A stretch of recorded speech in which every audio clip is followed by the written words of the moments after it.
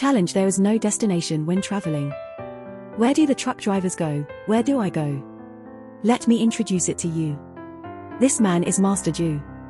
After learning about my crazy idea, he decided to take me in because he said that a person is lonely on the road. To be honest, our main focus is a companionship, and after we show you our truck, I said, who else? Brother Jew, may I ask where the end point of our trip is? We went to Foshan, China. Foshan is very good. Foshan is a good place. You can eat fish and ginseng, drink pork offal porridge, and have hot pot. Then me. I'm going to sleep now. As a competent companion, I must let the master feel my enthusiasm. Just as I imagined, I am full of curiosity and freshness about everything.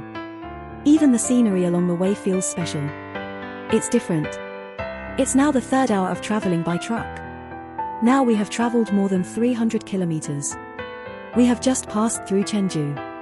I have been chatting with the master all the way, and I have learned about this thing that I have never been exposed to before. Group. They are actually a very large group. I asked, do you usually have family members running with you? Brother Jew said, I usually run alone, and I don't want my wife to follow me in the car. I asked, is there any journey that impressed you? Brother Jew said, the first time I transported a steel coil, I was deeply impressed. No matter how fast it was, I fixed 3 insurances at that time.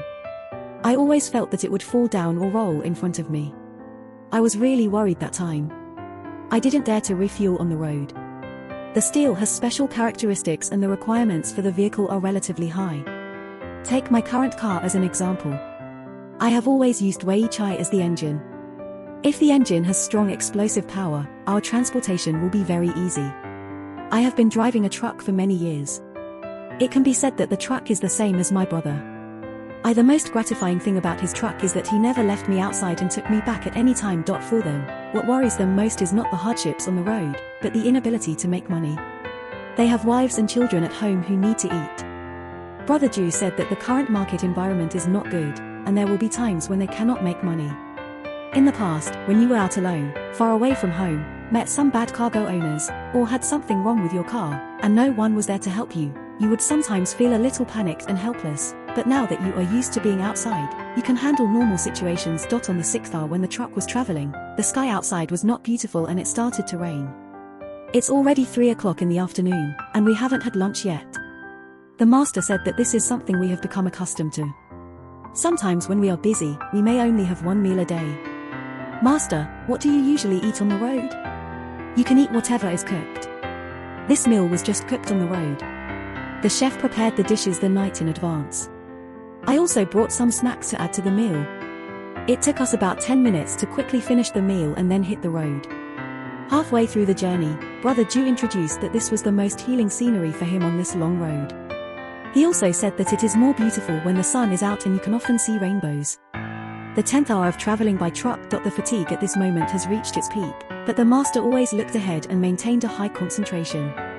It was raining all the way, but he actually chased the sunset, and all the fatigue disappeared after the sunset.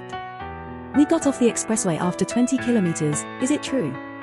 This sentence was like a life-saving straw for me. It woke me up immediately. Today, in order to experience traveling in a truck, I really felt what it was like to be a truck driver for a day.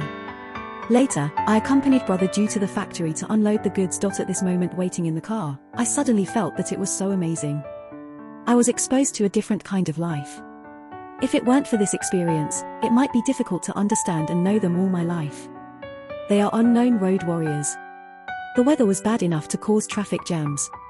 To achieve the fatigue of long-distance driving, they often need to spend long hours on lonely and deserted roads. Away from family and friends, their dedication and efforts make our lives more convenient and safer. Say thank you to all truck drivers for the contributions they make to our society. It's a long road. I wish you a safe journey.